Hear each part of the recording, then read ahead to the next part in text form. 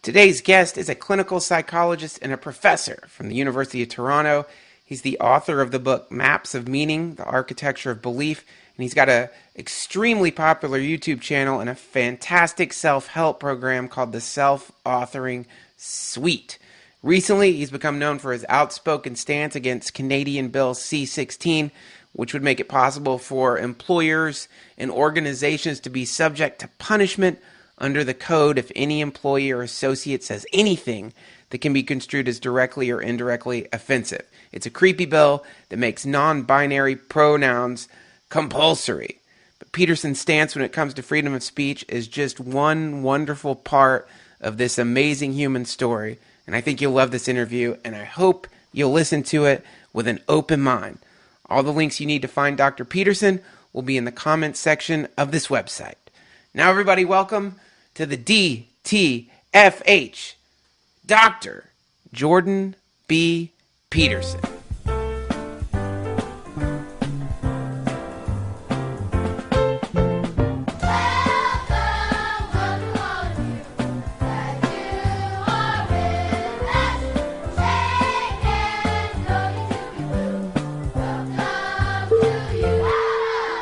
It's the Duncan Trussell family.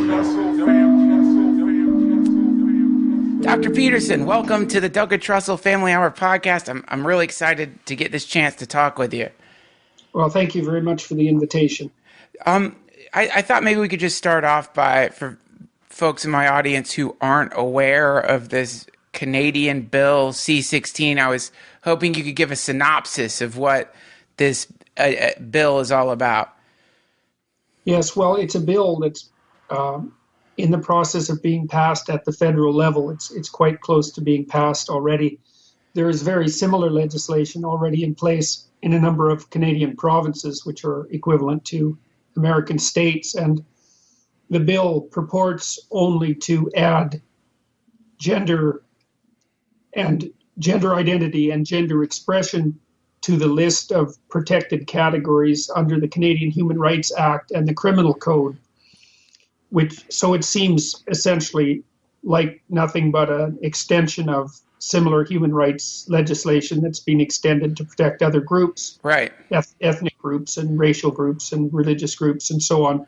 If you quickly scan it, it looks pretty innocuous, and it looks like a nice benevolent addition to protect some folks. But there's something more sinister about it, right? Well, the Federal Justice Department has indicated that they will interpret harassment and discrimination using the policies that have been established by the Ontario Human Rights Commission, which I think is quite a radical organization and also somewhat of a kangaroo court. And one of the provisions requires people to use what have come to be called preferred pronouns to refer to people whose gender identity doesn't fit neatly, let's say, into the standard categories. And there's a variety of these preferred pronouns. In fact, there's a very large number of them. Which ones do you remember?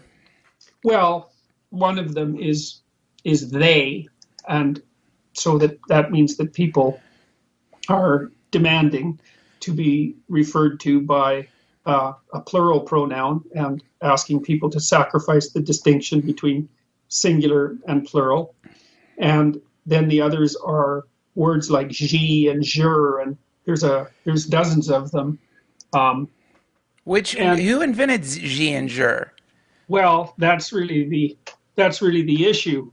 I regard the words as the construction of, I would say, postmodern Marxists who are attempting to alter the way that people speak so that they can gain a kind of ideological control over the dialogue. And that's my objection. First of all, there is no societal consensus on alternative pronouns or these alternative gender categories, of which something on the order of 70 have been created now. in New York State, it's an offense to misgender someone, which is to fail to use their preferred pronoun. And that can come accompanied with a fine of up to $250,000. And well, here's a variety of these pronouns. E or A, which is spelled EY. Per, so that would be purse, or per self. Ver, vis, and verself. There's one that starts with X. Oh, what's the X one? Z, zem, zir, zirs, and zemself. Can I just say this? You at least have to admit that those sound cool. Like if you were if you were piloting a spaceship or something, that's like I think maybe that's when we start using these is when we get outside the orbit of Earth, because it sounds awesome. But may I ask you, is this ideological control? If I say to you, if you call me a he, and by the way, for the last my entire adult life, every time I call down to a receptionist or anybody who can't see me, I'm always referred to as her. I haven't been referred to as a guy when I call down for a very long time. I just gave up. But if you were in New York, you could make yourself a cool $250,000 by going after people who are doing that to you. I am in New York. Oh my God! Well, thank you, man. You're on your way to riches. But man, when you talk about this ideological control, is your major contention with it being legislated, or do you feel like there's some kind of, I don't know, something regardless of legislation that's sinister about someone asking you to use whatever their particular pronoun happens to be? Well, this is where it gets tricky. So there's another element to the legislation that I find particularly dangerous. And so it's written into Canadian law already at the provincial level and soon at the federal level so imagine that your identity can be obviously cut up in a variety of different ways. You know, you're male and Caucasian, for example, you're of a certain age, you have a certain ethnic heritage, right. You have a certain profession. There's very many ways that identity can be differentiated. And in fact, there's a very large number of ways that identity can be differentiated. And there's an insistence on a particular kind of differentiation that I would regard as rooted in postmodern thinking. We can talk a little bit more about postmodern thinking as we progress, but The postmodernists have got control over much of the university, the humanities and the social sciences in particular. And they're a very radical group. And the thinking has emerged. It's a variant of Marxism, but it emerged first in France in the late 60s and early 70s. But this is Derrida you're talking about? Yes, it's Derrida as the primary perpetrator, let's say. And, Derrida really launched an all-out assault on the fundamental structures of Western, let's say, patriarchal, if we're going to use that terminology, Western patriarchal society. Well, Dr. Peterson, as I got drawn into your very charismatic and incredibly entertaining vortex, my YouTube got smarter. It was really cool. When I started watching your videos, it's like a new smart YouTube opened up because there's all these recommended videos that go along with your videos. And one of those videos was a sort of breakdown of Derrida. And please correct me if I'm wrong here, but the idea is that language just isn't quite sufficient to encapsulate the human experience. Is that close to what it is? Well, that's part of it. I mean, and the thing about the postmodern claims is that they're partly true. Now they're exaggerated and extended beyond their domain of validity. I mean, one of the things that the postmodernists claim is that the reason that people categorize and the reason that they tell stories the way they do is to privilege certain groups, usually the one they happen to belong to, and to marginalize others. That's the reason for the category and for the storytelling. Right, because certainly I know lots of people who, when they tell stories that they're in, they're always the victor. That's just the like, I have friends where their cycle of telling stories always involves someone doing something to them and them achieving a kind of vengeance, and it's this repeating thing. Is that what he's talking about? Like, well, that's a good example. Yes, well, he would say that the narratives and even the conceptual structures that we formulate to organize the world always put us in a position of privilege and marginalize and oppress others. And so if you're a deconstructionist critic, say, of literature or philosophy or history or music or art or you name it, basically what you're doing is analyzing the discourse, let's call it that, to decide who's being privileged from a power position and who's being marginalized. right. And the radical postmodern claim is that the purpose of the categorical structure is to produce that marginalization so that those at the center can benefit from the maintenance of the system. And it's a variant of Marxism. I mean, what happened in the early 70s, late 60s, early 70s with regards to Marxism, which was quite rampant, let's say, on the more radical fringes of university campuses, was that the evidence coming out of the Soviet Union, say, and Maoist China for the absolutely pathological nature of societies that were predicated on Marxist principles became so overwhelming that even the French intellectuals like Jean-Paul Sartre, who served as an apologist for the Communist Party for decades, were forced to admit that all wasn't right with the socialist paradise. And they also realized that selling Marxism on the basis of the oppression of the working class by the owning class wasn't also selling very well, because capitalist societies, somewhat unexpectedly, had managed to produce a very large increase in working class standards of living, which isn't what was supposed to happen. And so the revolution was no longer on the horizon. And so what the postmodernists did essentially, with a sleight of hand, was to replace claims of economic oppression with claims of identity oppression. Oh.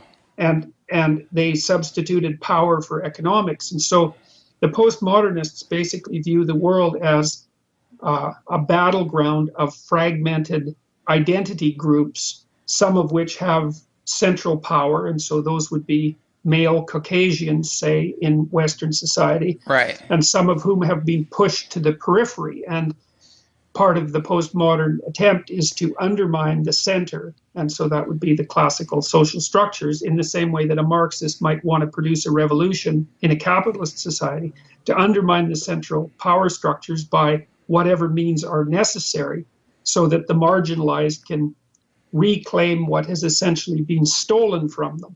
But if that happens, if the marginalized reclaim what's stolen from them, doesn't that push as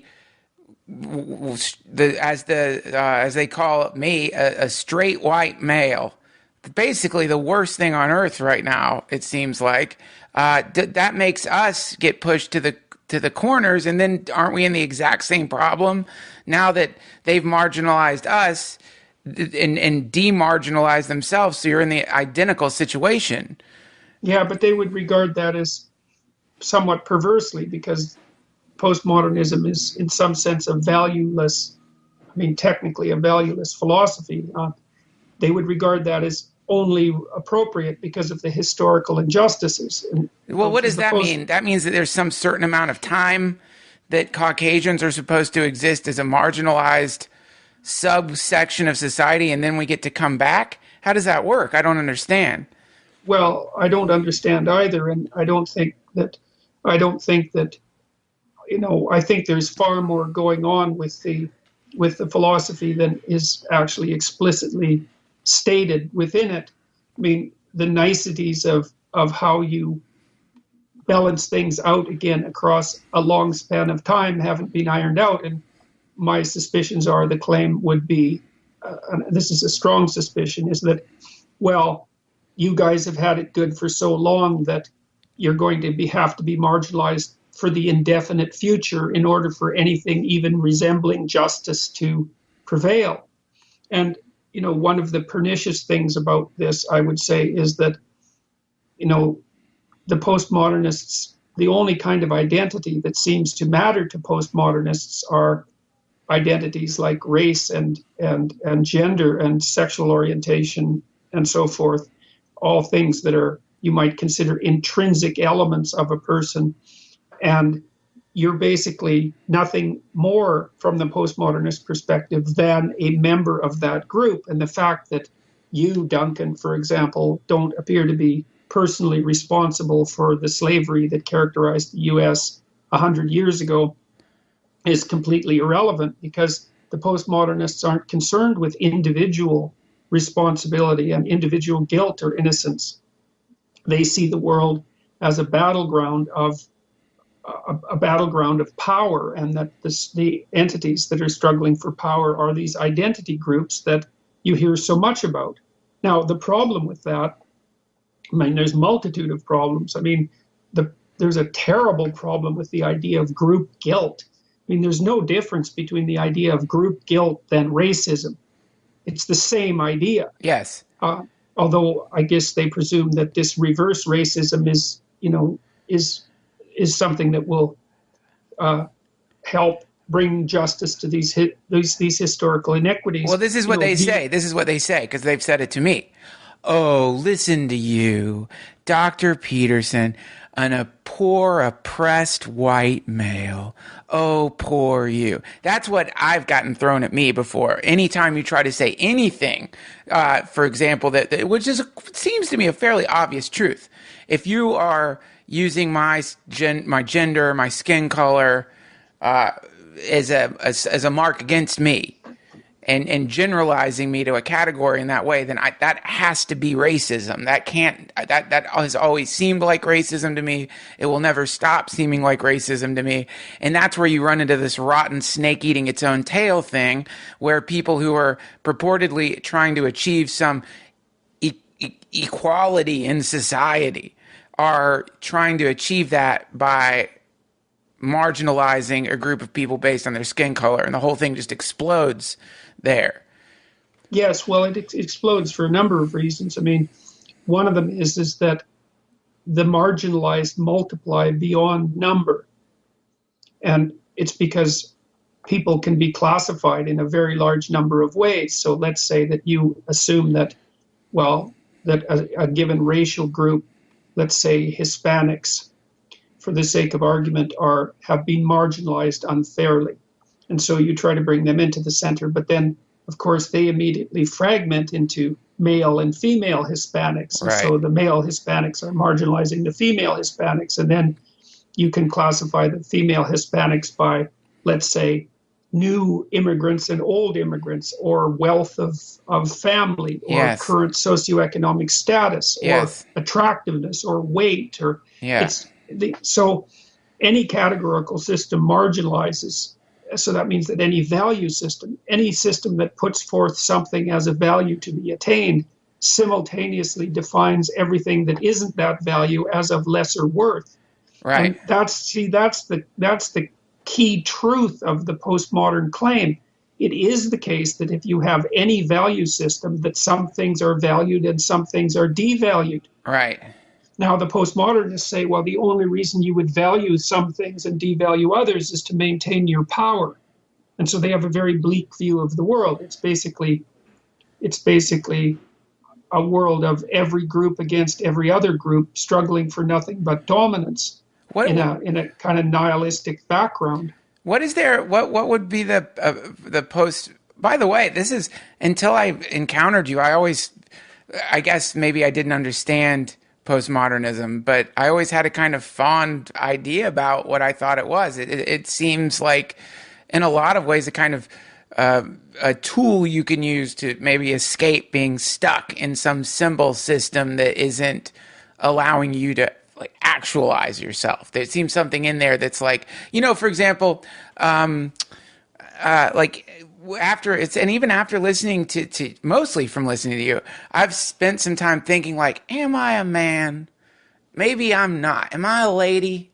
Like really trying to go deep into it. Like, what am I really? Am I a woman in a man's body?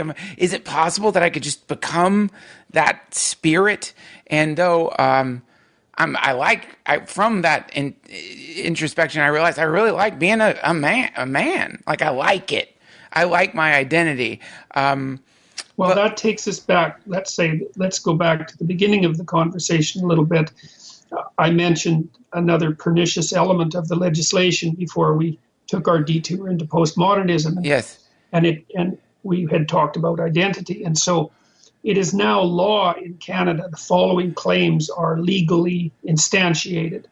So the claim is that there's such a thing as biological sex. Yes. But it's completely independent of gender identity. Right. The two things are not causally linked. And then there's gender expression, which is how you present yourself publicly, roughly speaking. It's your fashion choices. And I'm not being cynical or a smart aleck about that.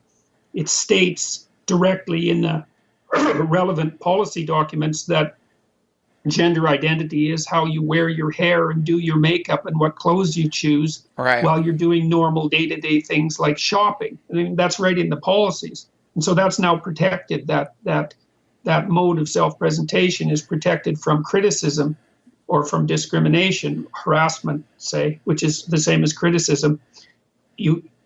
So in Canada, criticizing someone's fashion choice is now, at least in principle, a hate crime, which I think is an insane thing to have happened. And well, it is. Isn't this kind of? I had a question I wanted to ask, but isn't this kind of the crux of the problem? Is that the moment you start legislating things like this, and also from listening to the Gulag Archipelago, which it's like 30 hours of listening, so I'm not through the whole thing. You quickly see how these laws start piling on top of themselves and create this terrible spider web that anyone can get stuck in, right? Yes, that's exactly it, is that, okay, so I'll return to that in a moment. So the other element is sexual preference. And so technically now in Canada, it's an act of harassment or discrimination to claim that those four things aren't entirely independent. Now, the problem with that is that there's two. One is that writes a social constructionist view of reality into the law. And the social constructionists, and they're on the postmodern end of things as well, believe that every element of identity is constructed by society and that none of it has a biological basis. None of it. And so one of the problems with that is that there's a tremendous amount of evidence that much of human identity has a biological basis, which is not that surprising given that we're in bodies. Yes. And that even some of the arguments that are made by, say, the LGBT activists claim things like, well, that sexual preference is fixed and determined biologically. Right. And that you can be a man born in a woman's body, which is often the justification for gender reassignment surgery. And that's also a biological argument linking biology to gender identity. It's just the reverse. So the legislation has actually invalidated those arguments as far as I can tell. Right. Or it's put us in this strange position, which is certainly possible, where biologically you can make a biological claim that you can be a man in a woman's body, but you can't make a biological claim that you can be a woman in a woman's body, which is that's obviously absurd. But one of the things I would say about that is that the postmodernists don't care whether or not things are absurd or whether or not they're incoherent. Part of their doctrine is a doctrine of anti-logic. Right. They believe that logic, they call it phallogocentrism, and that's a made-up word it's a coined word by Derrida, and it's partly phallus and it's partly logos. And logos is the principle that speech can contain truth, and phallus, well, that's obvious. It's the idea of male dominance. Yes. So phallogocentrism, which is the central Western mode of being, is speech in the service of male power. Right. And part of that's logic. That's the logos part. And So the real radical postmodernists don't recognize scientific claims, for example, as anything other than part of the same power game. And part of the reason that they don't want to engage in dialogue, because they don't like to debate, and they're perfectly willing to shut down other speakers, which you've experienced. Yes, definitely. Well, but the reason for that, like I always thought until recently, that the reason for that was because they were accustomed to living in a self-reflecting bubble and just weren't really capable of holding their own in a one-to-one debate. It wasn't until the last few months, when I've been digging into this even more deeply, that I realized that the idea that you can come to consensus between two groups of different identity through dialogue is not part of the postmodernist belief system. And thus there's no point in engaging in debate or dialogue with people who aren't in the same group that you're in, because it's only an illusion that you can reach a consensus of any meaningful sort through dialogue. So why bother? It's very difficult to overestimate the degree to which postmodernism is an all-out assault on, logically enough, modernism. And that's basically the Enlightenment. And, it's through the Enlightenment that we've come to, at least in part, place tremendous emphasis on respect for the individual and respect for free speech and respect for logical dialogue and science and all those. The postmodernists are mounting a full frontal attack on every single element of that, including even the idea of categorization itself. I'm sorry to cut you off there, Dr. No Peterson. problem. When I've been listening to you, one thing that occurred to me is that your experience of reality is the experience of a professor, someone who's in front of classes all day long. And when I was listening to this, I was thinking, God, I don't know when I've run into a malicious postmodernist.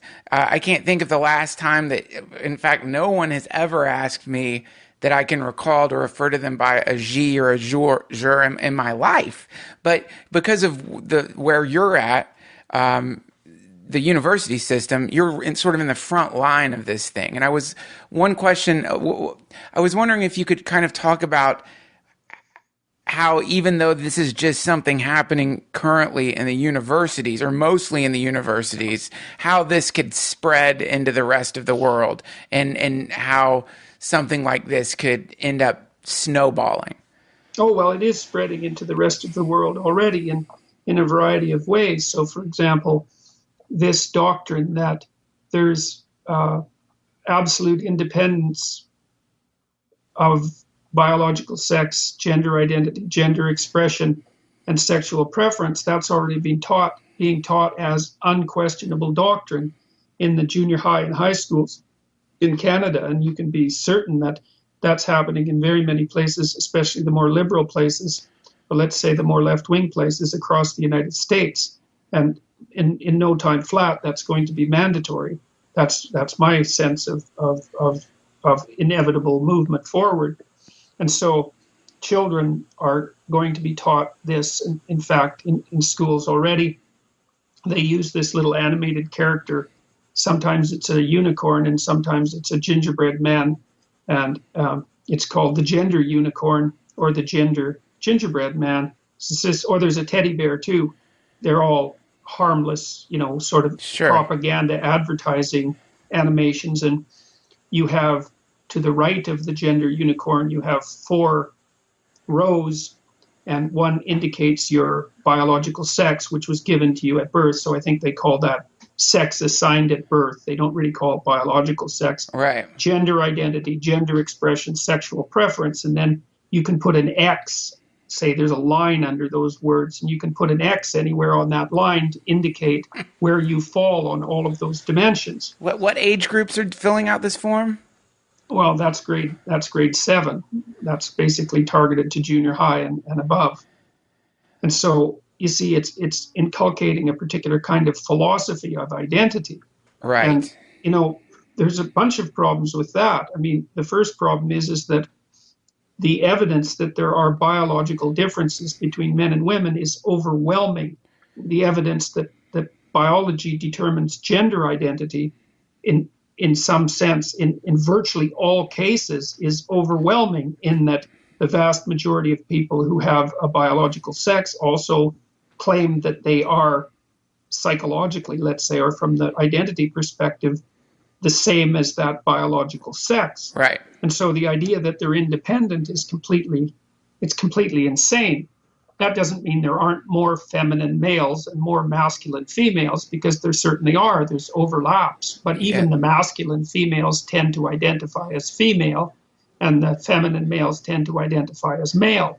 Right. And then the thing, too, about making the claim of independence about all of these different levels is that, the more activist end of the postmodern social justice warrior types, they're going to get caught up in their own illogic, because let's take the case of homosexuality to begin, for example.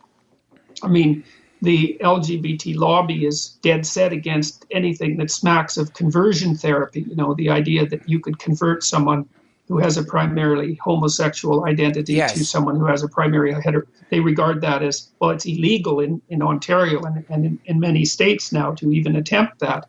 But if there's complete independence between the biology, the identity, the expression, and the sexual preference, then there's no reason to assume that it can't be just changed. Right. And if the idea, too, is that, you can be a man one day and a woman the next, or maybe even fluctuate from minute to minute, which is certainly part of this entire system of ideas, if it's that fluid and it's only dependent on subjective choice, which is what the legislation now insists, then why can't that argument be used by conservatives to say exactly the same thing about sexual preference? Right. I mean, there's no lack of logic there. Sure. Yeah. So if you have a child, for example, who is gay, and you knowing that this is not based on any kind of biological predisposition, you now know that this is just something in your child's mind or consciousness or subconscious, and then if you shift blocks around enough in there, then you will now have a straight child instead of a gay child. That's the idea. Right. Well, that, as far as I can tell, the internal logic of the proposition that all these dimensions vary independently, which, by the way, is law now, that's one of the logical conclusions. But as I said, the postmodernists don't really care about logical coherence. But the problem is that society and the law do care.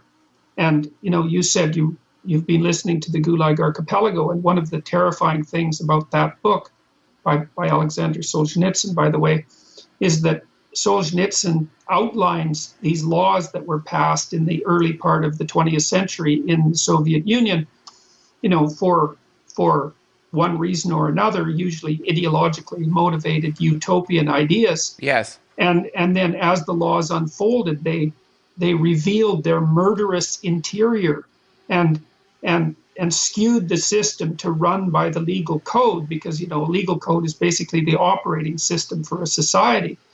And if you put in code that you don't fully understand, which is a very easy thing to do, you'll end up with consequences that you by no means predict. Right. And so one of the other things that's very dangerous about what's happening currently, I believe, is the all-out assault on gender identity as such. So the law now basically states that gender identity is something that's only determined subjectively. Period. Only subjectively. Wouldn't you? You're an intellectual and a brilliant human being. Wouldn't you, if there was some way to switch your gender instantaneously, if you could just do it as a form of experiment, wouldn't that be something you would like to do? Just out of curiosity, like, God, I wonder what it would be like to instantly transform completely. Well, I can tell you there's a book written a while back, and unfortunately I can't bring the name of the book to mind. And it was written by a woman who I believe was a New York journalist. And she switched her identity, her public identity, to a male. Yes. And then lived as a male for some time, a year, I believe, perhaps longer than that. And it seriously destabilized her. And, this is the thing. Now, according to the new laws and the policies that will guide Bill C-16, for example, your identity, your gender identity, is nothing more than what you feel it to be at any given point. And that gives you the right to insist that other people respond to you in keeping with your subjective desire. Right. But the problem with that is that that's a very, I would say, shallow and low resolution representation of what actually constitutes identity. Right. Because identity is, well, it's partly your history, and it's partly based on your physiology and your biology. Sure. I mean, otherwise, people wouldn't even bother with sex change operations. They want to bring the biology in line with or at least the observable biology and the hormonal biology. They want to bring that in line with their subjectivity. So they obviously believe that the biology is important, despite insisting legally that it's separate. The thing is that you're messing with fundamental elements of your psychology. Right. You know, it isn't that easy for human beings to be stable. I mean, first of all, you have to have some understanding of where you came from, where you are, and where you're going. Yes. And then you have to be planning all that in a way that other people will cooperate with. And so your identity is not only who you think you are, your identity is far more than who you think you are. And it's also something that you have to negotiate with other people. You Sure. can't just enforce it on them, because that won't work. They won't cooperate with you. They won't pay you. They won't buy your goods. No. You know, they won't engage in social games with you. Right. And an identity that doesn't allow you to engage with other people is no identity at all. It's just a catastrophe. Well, right, but this is something that I'm sure you've heard the term transhumanism before. The idea that technology is going to allow us, or who knows, some maybe non-existing technology, maybe virtual reality, or the ability to enter other worlds in a kind of if one pathway to this is if virtual reality technology achieves the state of being indistinguishable from reality. So you put on whatever the futuristic version of the HTC Vive or the Oculus Rift is, go into an alternate reality, and you truly can be whatever you want instantaneously, not just gender specific, but species wise. You could be a gay transgendered fruit bat or something and experience reality from that perspective, and not have to really negotiate the transaction in the way people have to do it now, which is like, look, I know I look like a lumberjack, but I'm a woman. Like that would go away. So the idea is technology is going to afford us the ability to no longer be encumbered by the gravity of physical identity.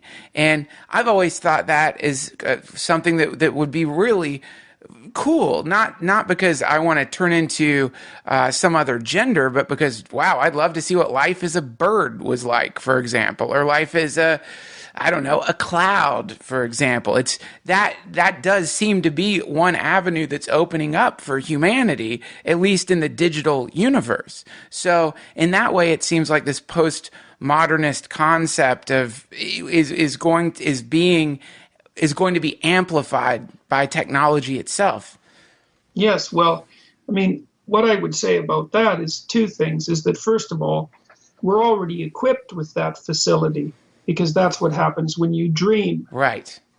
But the thing about a dream is that you wake up and you partake in the real world. And if you're dreaming while you're awake, then there's no difference between that and being psychotic.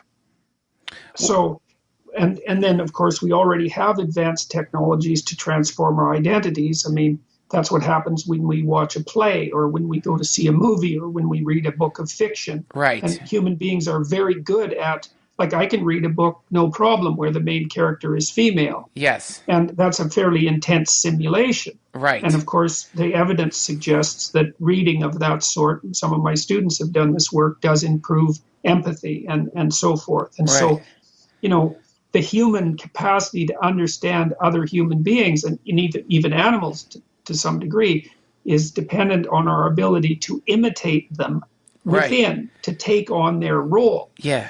But, and here's the important limitations on that. The first thing is that if you're playing a virtual reality game, the game is still structured according to plots that human beings can identify with. So, for example, if you're in a fantasy game, you're almost inevitably playing the role of hero or heroine of one form or another.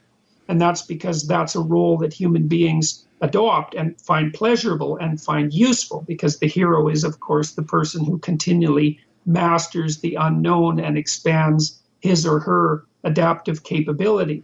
And so even if you're a bat in a virtual reality game, if the game isn't structured so that it falls into accordance with one of these major archetypal plots, you're not going to find it interesting. Right. So, E.O. Wilson, who's a famous Harvard sociobiologist, talked about the possibility of communicating with ants. And one of the things he said was that, well, the problem with communicating with ants is that we wouldn't have anything to say to each other, because an ant is pretty interested in following the scent trail laid down by other ants and milking aphids and, being a good ant soldier. And human beings are interested in love and sex and adventure and intellectual endeavors and pleasure and all that sort of thing. And so if you're an ant and you're a person, you're coming at the world from such fundamentally different places of instinct built into you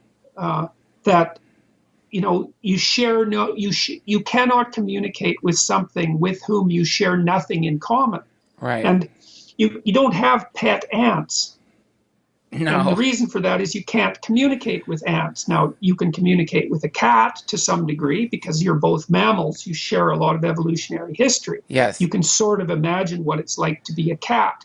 And you might even be able to establish a relationship with a bird, and maybe even with one of the more social lizards, like a bearded dragon.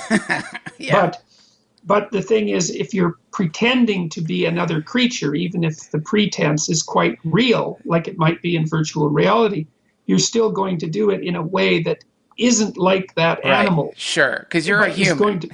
Yeah, because you're a human being. Yes. Now, the postmodernists don't believe, and this also puts them in the same camp as the radical Marxists, the postmodernists don't believe that there's any such thing as intrinsic human identity, because they believe everything is socially constructed. And that also opens up the door to them to perform any kind of sociological experiment they see fit.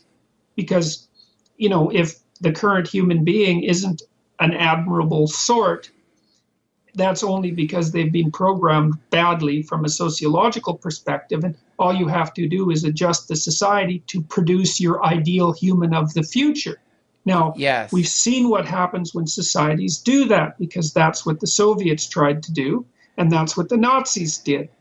And the consequences of ignoring the fact that people are people and not merely blank slates that upon which anything can be imprinted, that the consequence of that is that you throw your society into the hands of resentful utopian dreamers, alienated from their current culture, who are willing to stop at nothing to produce the new human being of tomorrow. Right. But when you talk about this blank slate concept, or the postmodernist idea that the self is just a blank slate, it reminds me of Buddhism, and it reminds me of experiences I've had on psychedelics like LSD, this kind of merging into a nothingness, or the Hindu idea of the watcher, the Atman, the kind of deeper level of the self that a lot of people, as a term of convenience, call the soul, a thing that is not. You're familiar with the Bhagavad Gita, I'm sure. Are you? I'm reasonably familiar with it. That's the right, and me too, reasonably familiar, and it's a beautiful book. But when they talk about identity in the Bhagavad Gita, the soul, they say it cannot come into being. It never came into being. It's unborn. It can't be touched by, wet by water, withered by the wind, burnt by fire, primordial essence. and it doesn't apply a gender to this thing.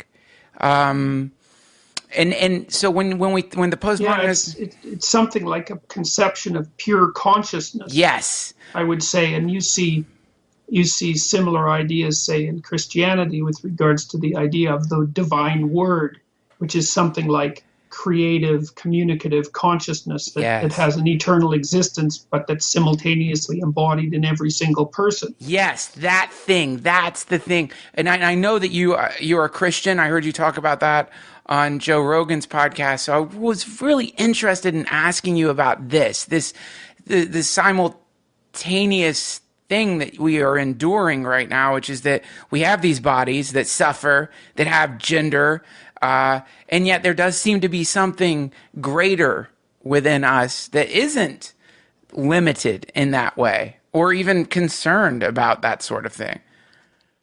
Yeah, well, I mean, that's a pretty difficult question to put forward. I mean, there is an idea. I mean, I'm an odd sort of Christian, I suppose, for a variety of reasons, but there is an idea, of the eternal soul, and I mean, it tends in Christianity to remain somewhat gendered, although there is an idea that it's the logos that is redemptive for males and females. Yes. And logos is symbolically represented as masculine, and I think that's because the masculine spirit, so to speak, is freer in some sense than the female spirit, because it's more tightly tied to the necessity of procreation and so forth. It's something like that. I mean, there obviously is a part of, I wouldn't say obvious, societies have posited for a very long period of time that there's something about human consciousness that transcends the limitations of the finite self. Yes. And you also mentioned the use of psychedelics, and obviously that was part of your experience of discovery.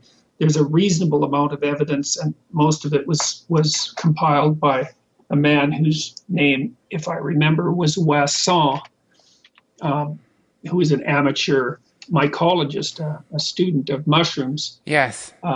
Yes, R. Gordon Wasson. And he claimed that the Bhagavad Gita was produced as a consequence of ancient India's experimentation with Amanita muscaria mushrooms, which are those strange, soma, exactly, those strange little mushrooms that are red with the white caps, which people regard as poisonous. Yes. And which have extraordinarily powerful psychoactive properties. And as far as I've been able to determine, not being an expert in that area, Wasson's hypothesis is at least reasonably well regarded. And one of the things that we don't understand in the least is the relationship between the psychedelic experience and the spiritual traditions of mankind. I mean, one of the documenters of the shamanic tradition, early documenters, was a man named Mircea Eliade, who was a historian of religions and a very profound one. And he documented the shamanic transformations. Basically, the sequence goes that the shaman is reduced to a skeletal form and then climbs a vine or a tree that connects him to the realm of the gods. And during that journey, he communicates with his ancestors and then with the gods, and then his body is purified and replaced with new flesh, and he returns as a renewed human being. And Eliade believed that was often a spontaneous occurrence, but Wasson and other observers, and I actually think they're correct, believe that those experiences were induced by drugs like sure. Amanita muscaria mushrooms, or often by mushrooms like psilocybin. Yes. And those substances are, to call them strange, is barely to scrape the surface. Have you taken psychedelics? Yes, I have. And yes, it sounds like it, because exactly. Yes, you're right. It's the strangest of things, and when it comes to identity and the psychedelics' effect on human identity, it does create an experience that is transcendent to the very temporary human form that we're currently within. And yes, well, there's a psychiatrist named Rick Strassman who was at the University of Texas, and he had been giving his experimental subjects. He's one of two groups that had got permission to start experimenting with psychedelics again. The other one was a group at Johns Hopkins who've been reporting the consequences of giving experimental subjects psilocybin Yes. in its chemical form. They've reported permanent personality transformations on the part of the people who took the psilocybin mushrooms who had a mystical experience. And so what's happened to them, apart from the fact that they regarded the experience as one of the top 2 or 3 experiences of their life in terms of transformation, is that when you give them personality tests a year later, these are 5-factor personality tests, and they test extroversion, neuroticism, agreeableness, conscientiousness, and openness. And openness is a creativity dimension, an aesthetic experience creativity dimension. And their scores on openness increase substantially, approximately the equivalent of from the 50th percentile to the 85th percentile, which is 1 standard deviation. They increase and stay that way up to 1 year later. So Wow. these chemicals, these strange chemicals, produce very long-lasting effects on people's perception, and they do produce intimations of mystical experience. Now, Strassman actually got scared away from his DMT research. He was a pretty, I would say, conservative scientist and was administering DMT intravenously because it has a very short half-life. If you take it any other way, it only lasts about 10 minutes. Right. And his people, who were very carefully screened to begin with for sanity and so forth, although they had some experience with psychedelic drugs because they didn't want to introduce naive people to anything like that. Right. They all reported being shot out of their body and encountering alien beings. Yes. All of them. And they, when Strassman attempted to explain that away as let's call it a hallucination, although technically, if you're hallucinating, you know that you're hallucinating and you know what's real. So these were far deeper than hallucinations. Right. Or that they were something like Jungian archetypes, but his subjects insisted that, including people who knew quite a bit about archetypal psychology, insisted that that was not correct, that they were in fact shot out of their bodies into other spaces and dimensions, and that they encountered beings of all sorts of different types, some of whom were surprised to see them, some of whom were happy they were there, some of whom engaged them in conversation. It makes very strange reading. Yes. There's no straightforward way of making sense of it. And there's no straightforward way of making sense of the shamanic experiences too. Iliad had thought that those rituals had been, if they were induced by drugs, that was a corrupt form of the original ritual. But I think later scholarship has indicated that that's profoundly wrong, and that the basis of these experiences is in fact hallucinogenic experience of the sort, say, that the Aztecs induced with psilocybin mushrooms or mescaline. Yes. Yeah. Yes. And these experiences, when you can, the point I'm trying to make is I can empathize with a person who does not feel like they're the gender of their body, or whatever, or even that their body is who they are after having had enough of these experiences. And one of my teachers, Ram Dass, talks about how we're kind of simultaneously existing on these 2 platforms. One of them is the human world, and he calls it the marketplace. So, this is where all the transactions happen that you're talking about, the negotiations. Well, I'm a juror, or a G, or a man, or a woman, or a comedian, or a doctor, or whatever. That's what's happening on that level.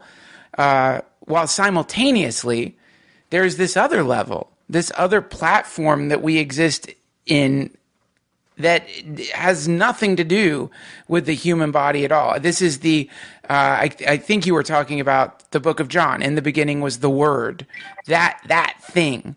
Yeah. So you can sometimes I think that as we accelerate into whatever is going to happen, and I hope you have enough time to talk about your self-authoring program, because I have a question related to that. And maybe this is the perfect place to put that question in.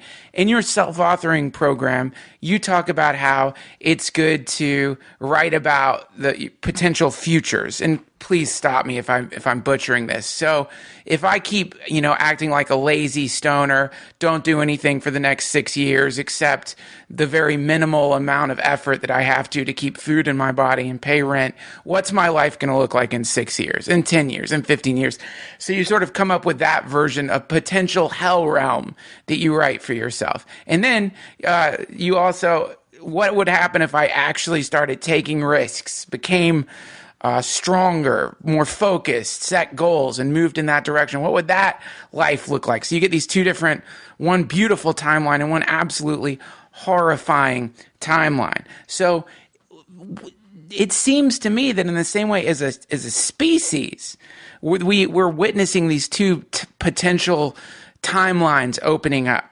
And one of them being... Yes, well, that's exactly why heaven and hell are archetypal realities, and that cultures always have an intimation of them, because, it seems that that being is structured such that our choices determine the pathway that being will take as it unfolds. Yes. And consciousness seems to play a determining role in that. Obviously, it's not omnipotent.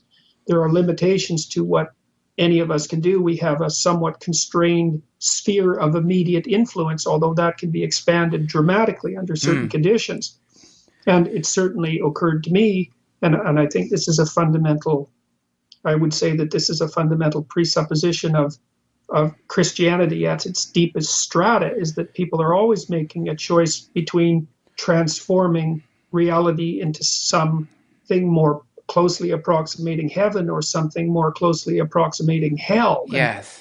And we do the latter when we're motivated by resentment for the suffering that being entails, which is perfectly understandable. And we do the former when we attempt to manifest, let's say, that second part of us that you described, ever more truthfully and genuinely in the world, and thereby transcend our marketplace identities, or elevate those marketplace identities to something other than the mundane. Yes. The mundane and let's say short-sighted and impulsive and selfish in an unsophisticated way. And you see, I've come to believe that meaning, which is something that everyone absolutely needs and certainly experiences, at least the meaning of pain and suffering, you need a positive meaning to counterbalance that, so that you don't fall into the grip of resentment and hatred and all the things that can go along with that. That Gulag Archipelago is a very good indication of that. And to do that, you need to put your best foot forward and manifest your higher consciousness, so to speak, in the actual world. And if you do that, then you find that your life becomes imbued with a sense of positive meaning. And I think that that's actually an evolved function, that our nervous system isn't evolved to the world that we see with our senses precisely. It's evolved to the world as it's existed over massive spans of time. And the structures that exist over massive spans of time aren't the same ones that you see as they flip before you in your life. So one of those is explored territory, and another is unexplored territory, or order versus chaos, which is the way the Taoists conceptualize reality. And order is where you are when the things that you're doing are working the way you want them to. Yes. And there's a social element to that, and a conceptual element. And then chaos is all those places and times where what you do produces something other than what you were predicting and desiring. Yes. And our nervous systems, as far as I've been able to tell, are specialized for that world. We treat the world as if it's explored versus unexplored territory, or order versus chaos. We try to maintain order. Yes. But it's more than that, because you can't just live in order, because order disintegrates. It disintegrates into chaos, as the yin-yang symbol indicates. And so in order to live in order properly. You have to live on the boundary between order and chaos, and continually to transform order on a constant basis so that it stays up to date and alive. Yes. And that's equivalent in the mythological sense to rescuing the dead father, which I've used Pinocchio as a classic example of that. You see the same thing in The Lion King, though, where when Simba undergoes his shamanic transformation, goes deep underground, he faces his father in his own reflection and then sees him in the sky and realizes that in order to conquer chaos and to regenerate the kingdom, he has to identify with his father, his dead father, see that within him, and then go fight evil. And at the end of that, there's flames and everything in that movie while he's battling Scar. And at the end, the rain comes. And that's a very old story. Yes. And going into the depths to battle something in the self, right? That's the idea. Well, or in the world. Like for Jung, the battle was something that occurred in interior space, say in the unconscious. Yes. But Jung was a visionary, and not everyone is like that. But you can certainly act out the same dynamic in the concrete physical world. I mean, Jung claimed as well in his most complex book, which was called Mysterium Conjunctionis, he said that the highest level of psychological integration came when you ceased making a distinction between the external world of your experience and the internal psychic world. Wow. And so what that would mean, for example, is that, if you're in a room and it's your room and the room is a mess, that there's no difference between the mess in that room and the mess in your psyche. Right. And that's you conceptualize that by realizing, that's one way of thinking about it, realizing that room, although it has an objective existence, is also an element of your subjectivity. Like the meaning of everything in that room is an element of your subjectivity. And so when you're in the room, there's no difference between that and being in you, and setting the room straight is the same as setting yourself straight. Yes. It's often the simplest place to start. Yes, and that's true. I mean, I know from personal experience that if I spend a few days organizing, cleaning, getting rid of shit I don't need, then my internal universe feels so much better. It just works. And so, yeah, those little steps are really important. But I want to ask you, what if we look at the world that we're in right now, and we're entering into an age where there's going to be a massive economic upheaval from machine self-automating cars and artificial intelligence, and we are entering into a new world, basically. And I just wanted to ask, what do you see as the bleakest future for us? One where this kind of like insane, tyrannical, postmodernist movement takes hold versus our heaven, or our version of what could go right for us as a species as we move into this amazing time period that is being disrupted by current and emerging technologies. Well, that's something that here's how I would answer that. What did Yogi Berra say? It's very difficult to predict anything, especially the future. I think I think that was his line. It's pretty funny. Well, when I was a kid, say 40 years ago, I was chronically worried about the Third World War and like a hydrogen bomb induced apocalypse. I had dreams constantly, terrible nightmares about that. And of course, I wasn't alone in that, because very many people, especially, it sort of peaked in 1962 or thereabouts, and again in 1984, many people were convinced that the probability that we were going to make it to the 20th century was vanishingly low, and I think there was every reason to be afraid in that manner. I visited a nuclear missile silo at one point, a museum, a very odd museum run by very friendly Southern American people, in the south of the US, was like your grandmother's nuclear silo. They were very welcoming and had a little souvenir stand and all that. So really, it was surreal. And they walked us through a simulated launch.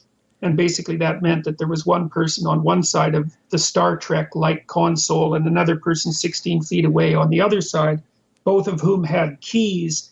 And to launch the missile, you had to put your keys in simultaneously, turn them and hold them for 10 seconds. And then the ICBM would take off. And of course, it was a bullet, not a guided missile. Once you launched it, it was going. There was no stopping it. There was no turning back. And at one point, the keys were in the locks.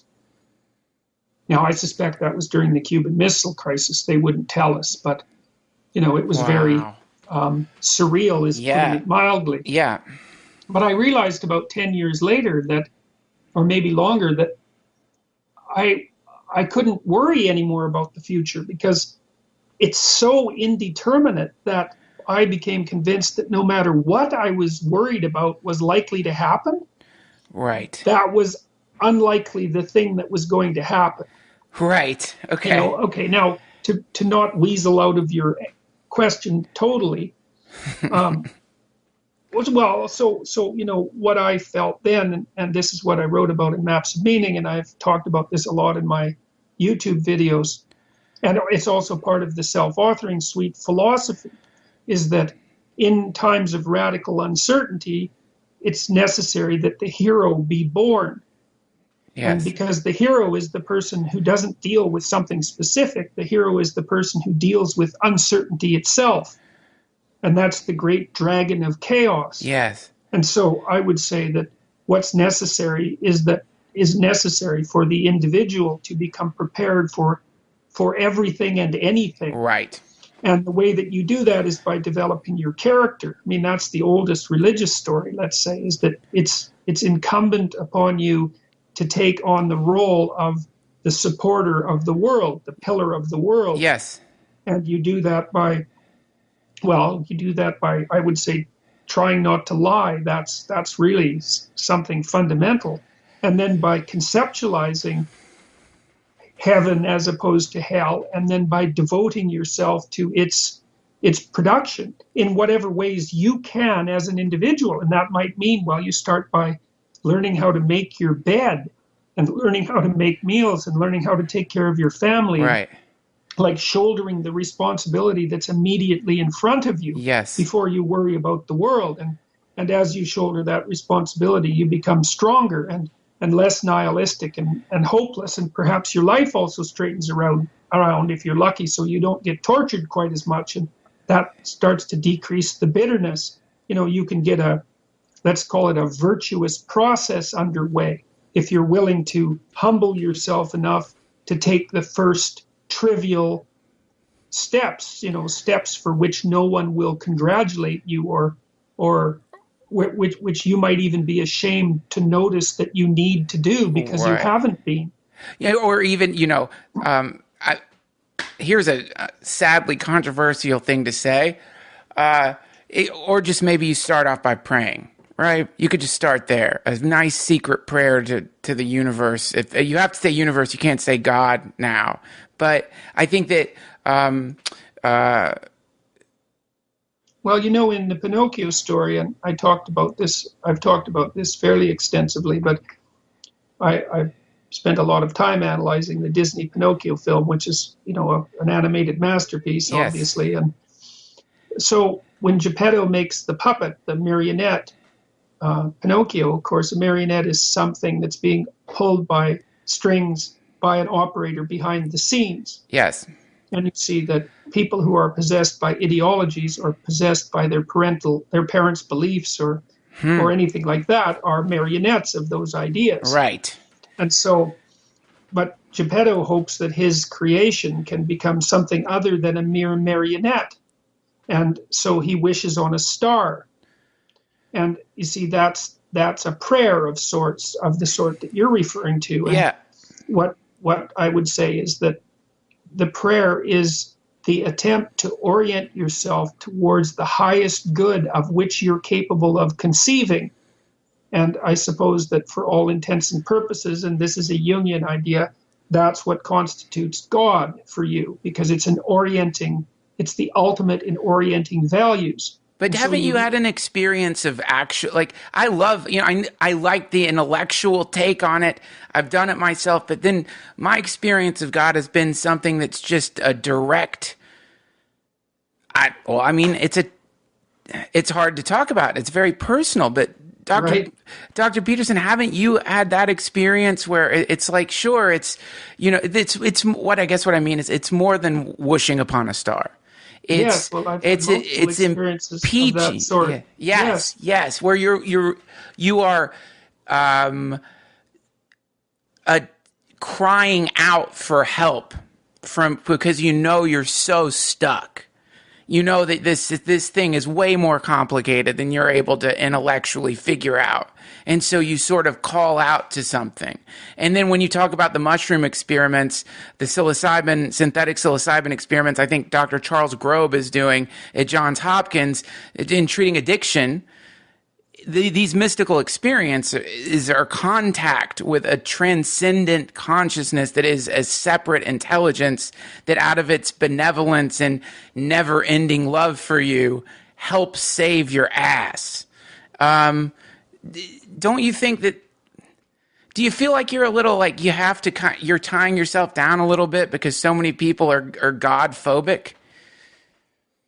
Well, that's a very good question. I mean, I can tell you one of the experiences that I had when I was, this would be in 1985 or thereabouts, when I was busily working on the first draft of my book, Maps of Meaning, where I was outlining this idea that the path of the hero who voluntarily confronts uncertainty and stands on the border between chaos and order is the appropriate target for human development. It's an alternative to the chaos of nihilism and the totalitarianism of rigid belief. Yes. So, and that's the bearing of responsibility for being. I was working all of that out. It's actually an answer to the postmodern conundrum, as far as I can tell, as well. But anyways, at the same time, I was making this sculpture, which is about a foot thick. It's made out of layers of what's called foam core, which is styrofoam pressed between two pieces of paper that's about 1/4 of an inch thick. It's often used for backing on prints and so on if you get them framed. I made this piece that I call the meaning of music, and it's a mandala. So it's a circle inscribed inside of a square, although I tried to make it multidimensional in a complex way that I can't really describe at the moment. But what I was trying to do, and I broke it into pieces, what I was trying to do was to produce a visual object that flickered and changed when you looked at it because it was too complex to process visually. You know, like a Necker cube, that's one of those cubes that reverses when you look at it. Yes. Yeah, well, this is like a Necker cube on steroids. And because music, of course, it stays the same across time, but also transforms across time. Yes. And it's full of layered patterns, and the patterns interact harmoniously with one another. And it had appeared, and I was fascinated by music because it gives people the direct intimation of meaning. Even if they're nihilistic punk rockers, they still can't criticize the experience of meaning that they engage in when they're listening to their favorite band. It helps them transcend the nihilism of their rationality. Yes. And you can't argue with it. It's like arguing with dance. Right. It's beyond argument. And so I was making this sculpture, and I spent like 4 months on it. I was thinking about it a lot.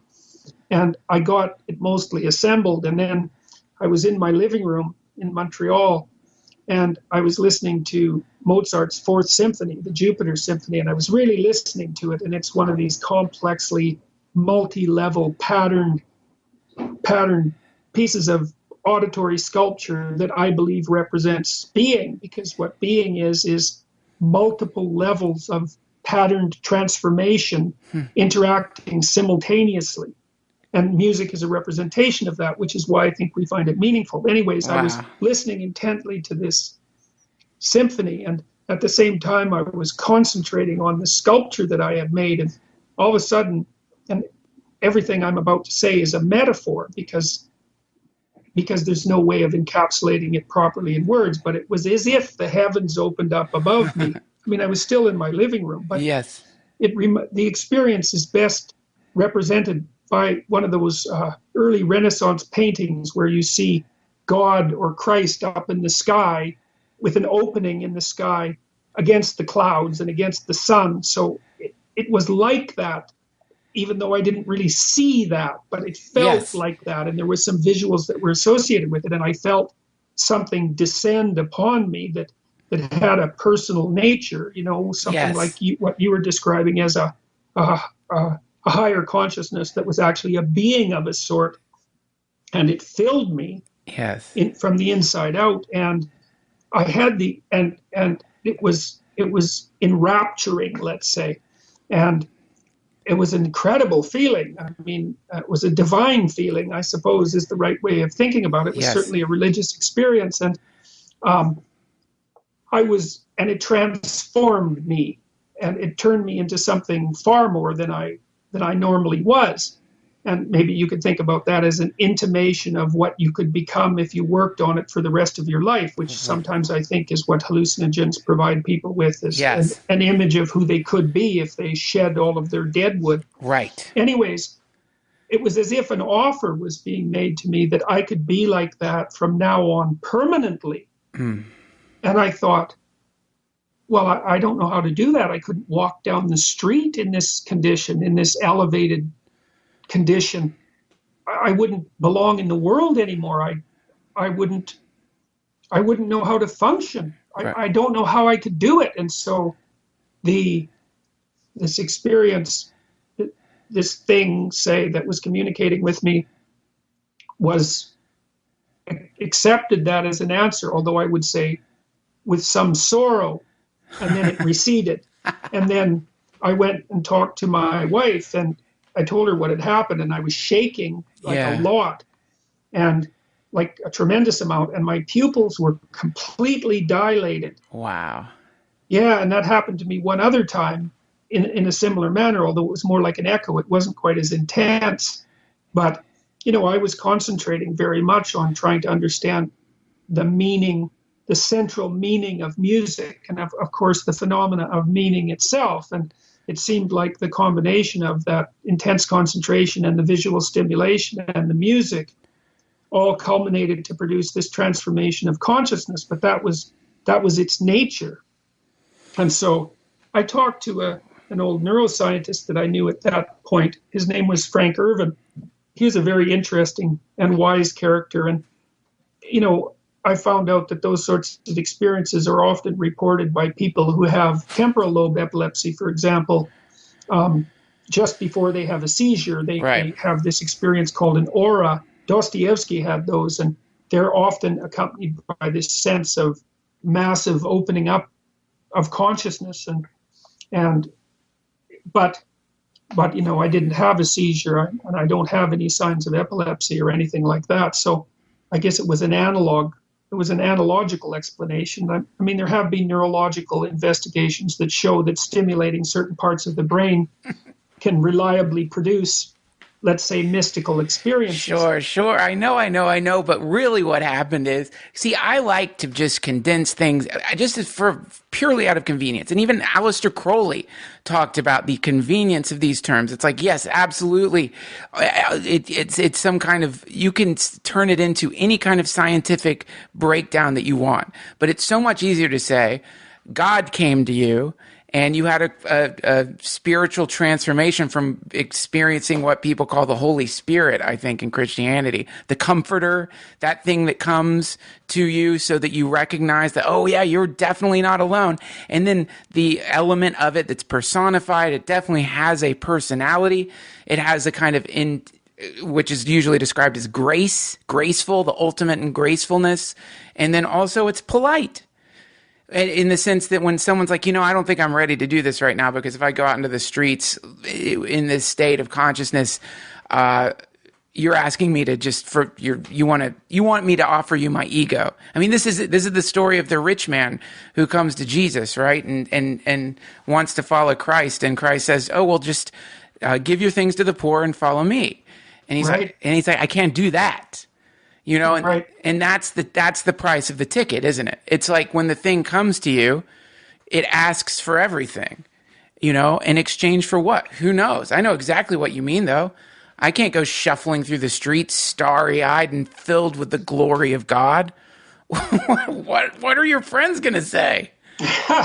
Yeah. And that collision that happens is such a beautiful thing. And this is why I like the cyclical interpretation of time from a lot of world religions, this idea of a never-ending cycle. So at least you don't have to feel like, oh, I ruined everything because when it came, I didn't go.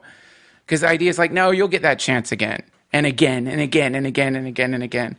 I hope I'm not keeping you too long. It's been an hour and 18 minutes, and I know we agreed upon an hour. Do you have any more time to talk a little bit about your self-authoring program? Sure, I can talk about that a little bit. I mean, my belief is that people live in stories. And in fact, I believe that the reason that we tell stories and love them so much is because it's most appropriate for human beings to conceptualize the world as a story. We do that naturally. And you see, this is part of where I think there's quite a large conflict in the scientific worldview. I've tried to conceptualize that. I had a big talk in one of my interviews about this, Darwin versus Newton, because scientific materialists like Sam Harris say, and the other three major famous atheists, Dennett and Hitchens and Dawkins. Yes, they basically have a Newtonian worldview, which is quite strange, especially for someone like Dawkins, who's fundamentally a Darwinian. Now, as far as I can tell, the narrative structure, including the deep structures of mythology, evolved. And they evolved because they accurately represent the manner in which the world should be construed, conceptualized, perceived, if you're going to act within it. And that's a completely different issue than what the world is made of from an objective material perspective. Right. Because the objective material perspective strips all of the value away from its objects. It does that technically. It's part of the method, right? Yes. What you think of an object is irrelevant. It's only what part of the object manifests itself to everyone that's going to be regarded as real. So right. It strips the subjectivity and it strips the value off the phenomena. And then it leaves us in a valueless universe. Right. Which now you'd have to be a fool not to observe the kind of technological power that's granted to us. But the price we've paid is disenchantment. Right. Because actually things do have meaning, and the proof of that, the most direct proof, is pain. Yes. And no one disbelieves in their pain. And I would say that, Descartes said, well, I think, therefore I am, but it's more of a religious statement, and you can derive this from many religions, that the fundamental truth is I suffer, therefore I am. Yes. And I think the reason for that is because I don't care what you don't have faith in. The one thing you believe in is your own pain. Right. And pain is a form of meaning. And, what alleviates pain, therefore, and suffering is also a form of meaning. And I would say that the primary religious injunction, along with telling the truth, is to do what you can to alleviate suffering. Yes. And I think the truth is actually a corollary of that, because untruth produces more suffering than truth. Right. So, and, it seems fairly self-evident that it's wrong to produce counterproductive and unnecessary suffering. Right. I think that's what people consider crimes against humanity. And one of the things that Solzhenitsyn pointed out was that in the aftermath of World War II and its horrors, the international community got together and said, well, look, we may not be able to agree on what's right, but maybe we could agree that certain things are self-evidently wrong. And, that fell into the category, say, of torturing incarcerated concentration camp victims, or maybe performing live vivisection on them for medical experimentation. everyone was willing to say, well, yeah, Yeah. moral relativism be damned.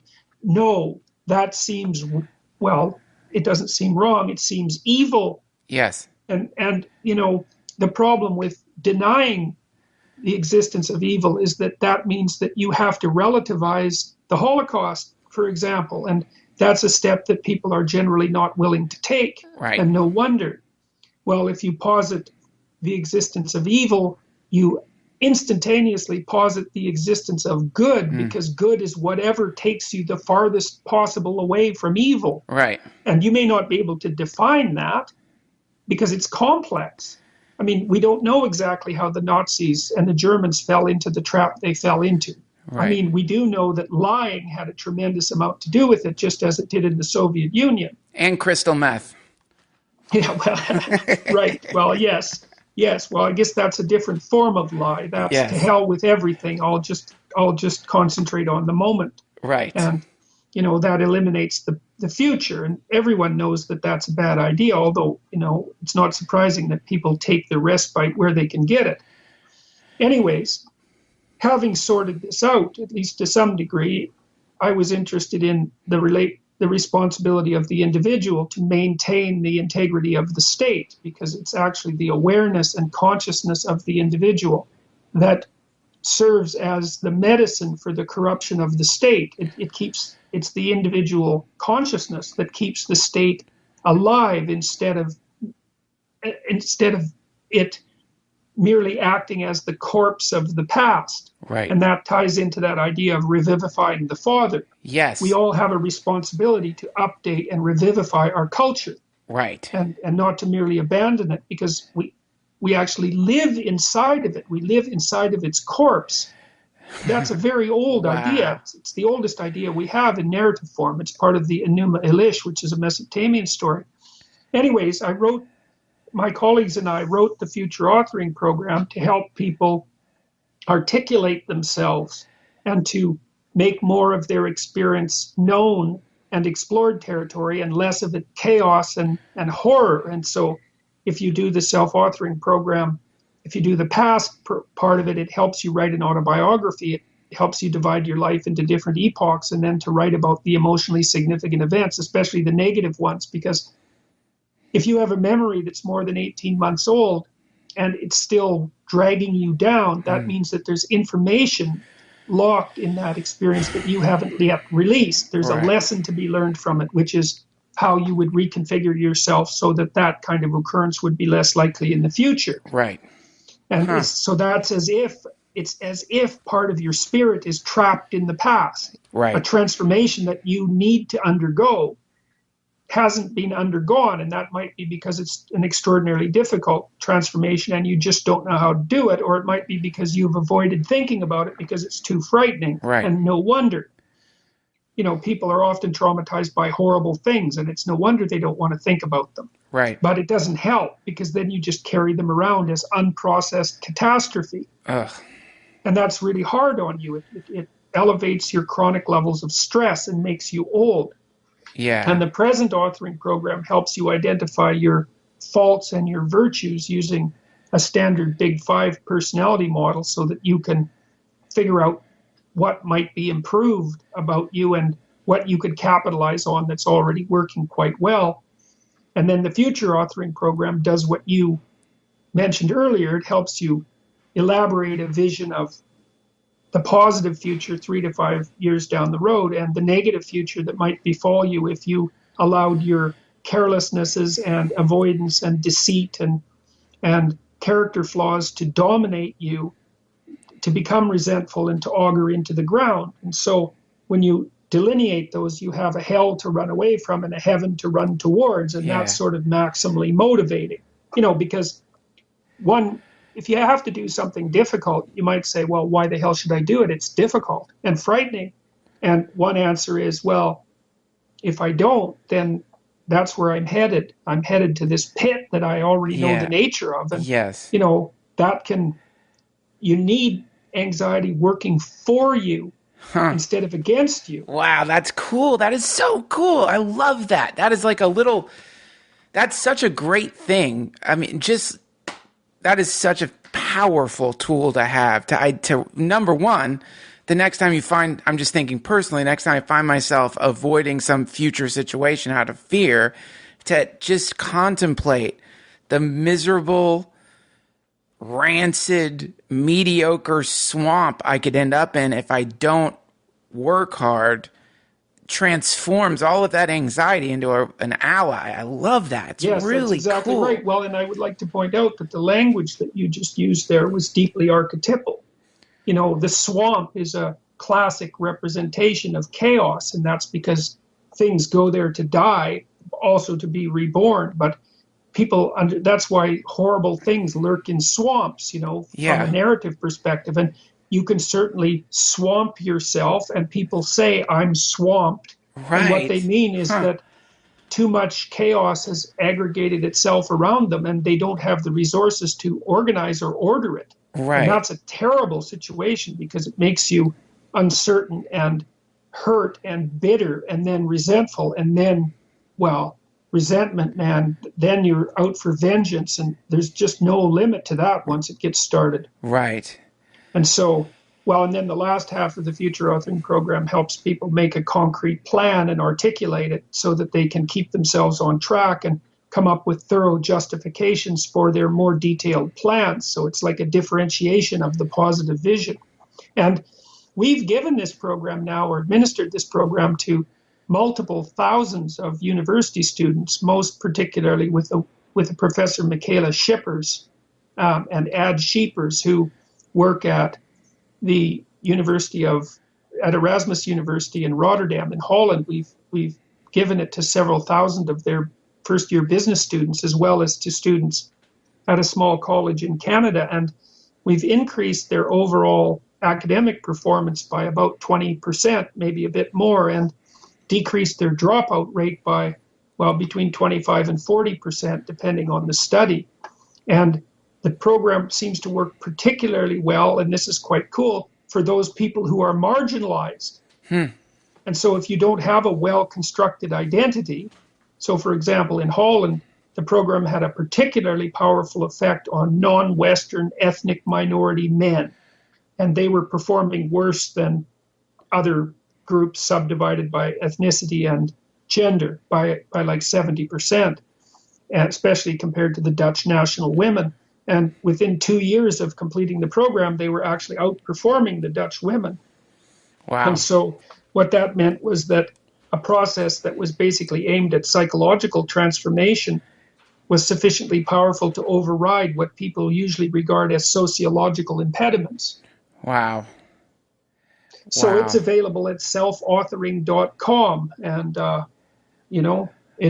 I love it. It works. It's beautiful. It works. It sounds so. I am definitely signing up for it. It just sounds completely useful for me. And wow, you're doing a lot of great stuff in the world, and I'm really glad you're out there. And I'm really. Well, I would also like to say that if people are going to do this program, they should do it badly. What do you mean? Because it's scary to plan your future and to write about your past. And you might think, oh my God, I have to get this right and I have to write down everything correctly and yes. I can't make any mistakes. It's like, that's wrong. Just do a bad first draft. Cool. It's like a low resolution plan, and it isn't going to be perfect, but some articulation is way better than none. Like, you get a lot of benefits from doing it badly. And so don't be afraid of it. You're only writing it for yourself anyways. It's not like someone else is going to evaluate it. Right. And just write down the best you can do. And that's good enough. You'll get a chance to revise it and refine it as you learn more, as you move forward. And so your plan isn't going to be perfect to begin with, but at least you could figure out what it is that you would want if you could have it. And many people, there's this old idea. It's a Greek idea, and I think the word was hamartia, and it's the word, strangely enough, from which the word sin was derived. And hamartia means to miss the bullseye. Right. And, when people go through life, they don't hit the target.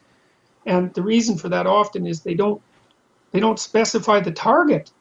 They're afraid to allow themselves to know what they want, because that also sets up conditions of failure. Yes. And so they shrink from it. But I can tell you one thing, that I've learned as a clinical psychologist, and that is that you do not hit a target you don't aim for. That's beautiful. That is beautiful. Yeah. I love it. Yeah, I love it. That the moment you set up that target, the tension that it creates is painful, which is probably why people avoid it. But Right, yes, because you conceive yourself in terms of distance to the target. But if the yes, distance is too great and it crushes you, then you have to set a closer target. right. Right? It should be challenging and meaningful. Like you can tell when you set the target up properly because it's challenging and meaningful, but it doesn't overwhelm you with anxiety. Huh. And so you can calibrate it. If you're too anxious, then you move the target closer and you make it easier to hit. Like Right. you don't want to make it so easy to hit that any old idiot can do it without any change or effort, because then there's no growth. Right. But you want to set up the target so that you have a pretty decent chance at hitting it, but it stretches you a little bit beyond where you are now. Gotcha. And then not only do you hit the target, but you make yourself a better archer. Right. And so you win on two levels at the same time. And then the next time you could put the target a little farther away. I love it. And also I think that when you set up, one of my favorite things about the Bhagavad Gita is that it's set on a battlefield. And one of my favorite things about it is that one of the ideas behind it, and this is an old idea, is it's better to die in this kind of battle than to go off into the forest and be a renunciate and give everything up. Because no matter what, when you die in a sacred battle, and obviously that's metaphorical, and don't really go and die fighting someone unless you have to for survival or whatever. But this kind of thing you're talking about, I love it, because failure in this endeavor is not really failure. It's not setting up the target in the first place that is absolute failure.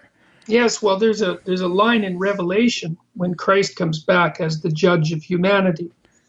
And Carl Jung thought that Revelation was added to the Bible because the Christ in the Gospels was too merciful and not judgmental enough. And, we just said that an ideal becomes a judge.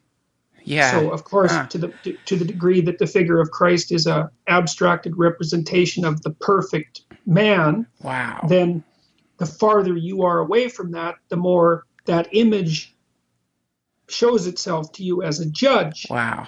Well, so Revelation is Christ as a judge. And one of the things he says is that, and I'm paraphrasing, but he basically says is that, well, there are people who are too hot and there are people who are too cold, and so those would be people who perhaps have done terrible things, but have at least put themselves into the battle.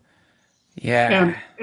And he says that the worst judgment is reserved for those people who are lukewarm. And those are the people that, they try to win by not losing. And I think that, one of the archetypal ideas about life is that it's part of an eternal battle between good and evil. And I actually believe that, because I believe that people, just exactly as it's laid out in Genesis, I believe that we have the knowledge of good and evil. And the reason I believe that is because we understand our own vulnerability in a way that no animal can. And because I understand how I'm vulnerable and how I can be hurt, that means that I know how to hurt you. I know how to torture you. Right. And no animal has that knowledge. And my knowledge of how I can maximally hurt and crush and destroy you is my knowledge of evil. And my refusal to engage in that process is my knowledge of good. And so people have a knowledge of good and evil. Right. And we're engaged, I believe, that the most accurate way of construing our life is that every decision we make at the deepest of levels, which is always the religious level, is fundamentally a choice between good and evil. And the choices that we make that are good move the world one tiny step closer to heaven, and the choices that we make that are evil move it one tiny step to hell. And so we're engaged in this collective process of determining the destiny of being. And I became convinced of that, not so much because I became a great believer in good, but because I read so much about what happened in the 20th century and all the terrible things that people did to one another, which are so terrible, yeah, that you can't even, it's almost impossible even to read about them. If you read about, for example, what the Japanese medical officers did to Chinese people, and when the Japanese invaded China, they did things that were so terrible that I wouldn't even tell someone about them. Right. And I became convinced that there was such a thing as evil before I sorted out what that meant. That it meant that we were able to we were able to consciously exploit the vulnerabilities of others. Yes. Which we certainly are capable of doing. I became convinced of the existence of evil by reading about Nazi Germany and about the Soviet Union and about Maoist China. And I mean, God, the 20th century was rough, man, and there was no shortage of horrible things that happened before that either. Right. So to think that human beings aren't capable of evil I think it's naive beyond moral acceptability. And, I've had clients who have been traumatized into literally years of nightly convulsions, very naive people who had that trauma induced because someone attacked them in a malevolent way. It was the first time in their lives they had actually encountered the reality of someone wishing to make them suffer and do them harm. Right. And they were so naive in their worldview that just the vision of the person's face was enough to produce like post-traumatic stress disorder with a number of years of duration. Wow. And so most of the time when people develop post-traumatic stress disorder, it's because, just like Romeo Dallaire in the Congo, in Uganda, I guess that was where the major massacres took place. I believe it was Rwanda. Sorry, Rwanda. He was a Canadian general. He wrote a book called Shaking Hands with the Devil. That's very close to the title anyways. And he was down there during the Tutsi and Hutu massacres, and he developed post-traumatic stress disorder, and the reason for that was that he saw absolute mayhem and malevolence on a large scale and could do nothing about it. And when people encounter malevolence unshielded, then it shocks them to the core of their being. It sure does. That's what produces post-traumatic stress disorder in soldiers. All you have to do is go to Reddit, watch people die, and look at any of the ISIS videos that they post of them murdering people. And I don't know if you've done this yet, and I wouldn't necessarily recommend it because it feels like you already have a grasp on how rotten people can be.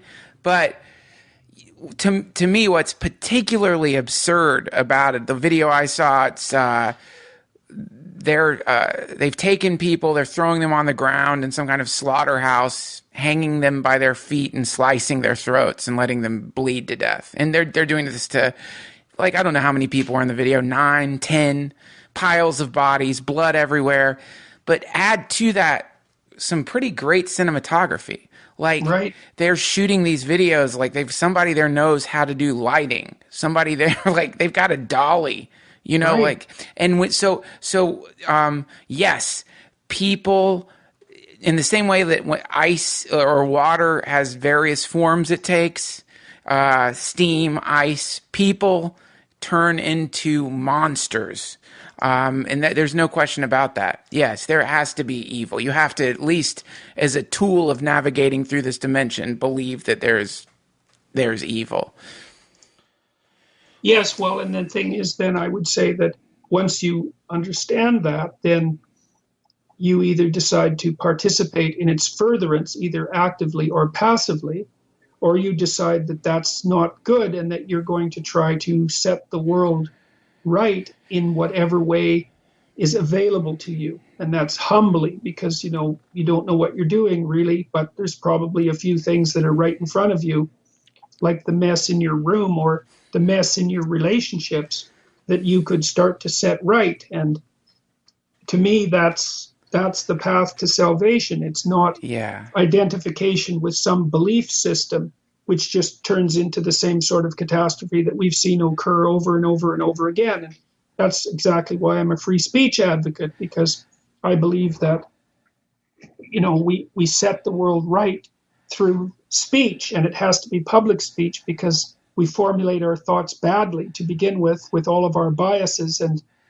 all of our ignorance. And if we speak publicly, and then people can correct us, and if we listen, then we get better at articulating the world, and then we can articulate it more effectively. And that's alliance with the word that created order out of chaos at the beginning of time.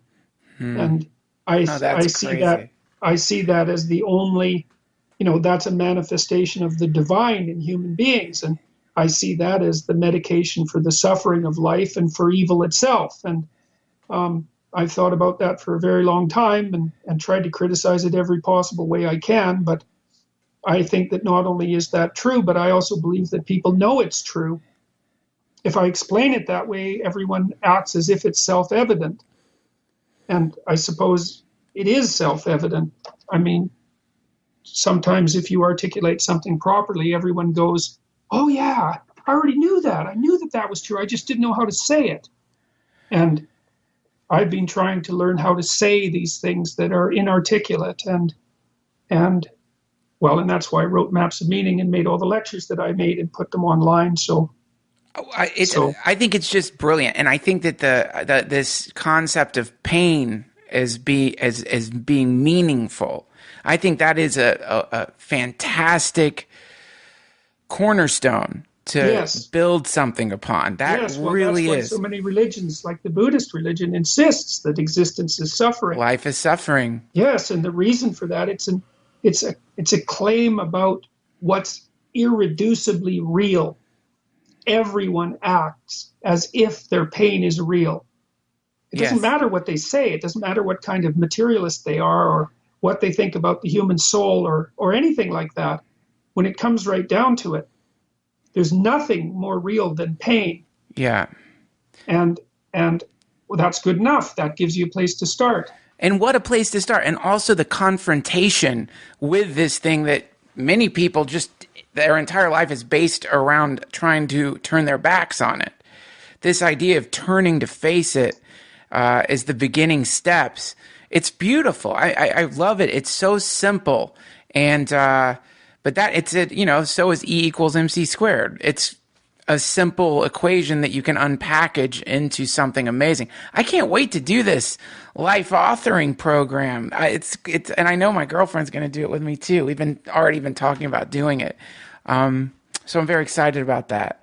And thank you so much for giving me this much time chatting with you. Well, thank you for the opportunity. It seems that we had a productive conversation, and so that's all to the good. All to the good. So, yes, and to the audience out there, thank you all very much for listening and paying attention, and good luck with sorting out your life, because there isn't, as far as I'm concerned, there's nothing that's more important that you can possibly do than to put yourself right.